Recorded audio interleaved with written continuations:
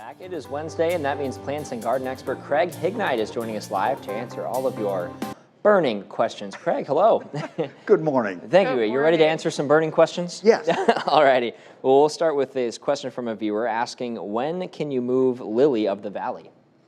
Now would be a good time. It's still fairly early in the season. I assume that they have probably gotten done blooming by now.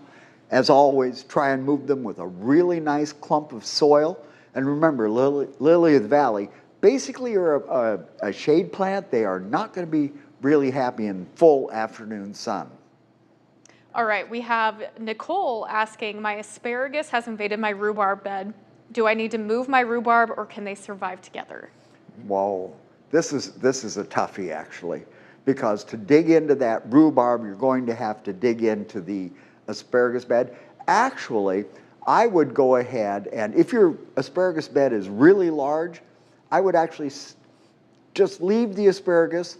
Once you get done with the asparagus harvest, say it'll be sometime later this month, just cut all that asparagus down to the ground, let your rhubarb go ahead and flourish for the rest of the summer. And remember, when you're done harvesting on your asparagus, it is time to feed the bed.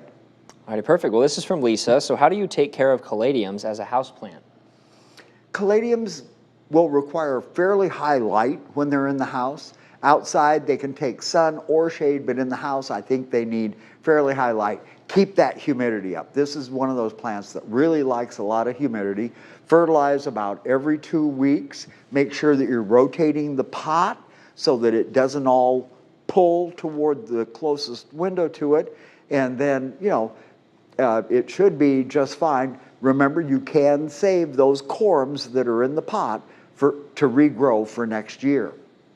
All right, Dean asks, my bridal wreath is dying, but I have new growth at the bottom. Is it best to trim off the old down to the new? Actually, I think this is ready for what we call a rejuvenation pruning. It's done blooming now. The bridal wreaths have finished blooming. Take the whole thing down to about 8-10 inches above the ground. Make sure you give it a nice dose of organic fertilizer, and it should all completely refill in the next couple of years. All righty, this is from Martha. When is the best time to trim very large walnut trees? Walnuts can be trimmed just about any time. They aren't a bleeder like maples are. So if you've got something that is getting out of hand, go ahead and do your pruning now.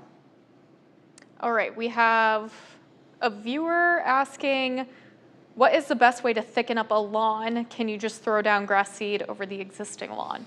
Actually, what I like to do if you're trying to fill in a lawn is to rent a slit seeder. It looks like a miniature grain drill that you can actually get in your car. And what it does, by its name, it opens the slit, drops the seed, closes the slit back up. You go north-south, then east-west across the yard.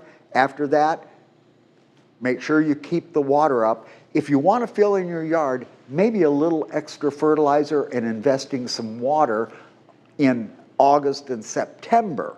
That's when our lawns definitely take a beating in this area. All righty, well, Wesley has been moving some landscaping around and has come across an infestation of ants. So what's the best way to get rid of them? Well, there are products made by Taro that will go ahead and take care of ants, but you have to remember, these are the good guys, actually. They're like the earthworms. They constantly till the soil to help open it up. If they're really bad, like I said, take a look at the Taro products. It should cut your ant population. Bev asks, what would be a good foundation plant for full sun, south facing? Ooh, foundation plants. You can use some of the smaller hydrangeas. Stay short enough to go ahead and live in that area. I just drove by coming to the studio today, some small Weigelia that are in full bloom right now, and they should be able to take the heat. And ask at your nursery. I'm sure they can give you some other good plants that can take the heat and stay fairly short. All righty, great. Well, we are going to take a quick break, so stick with us. We'll answer more of your questions coming up.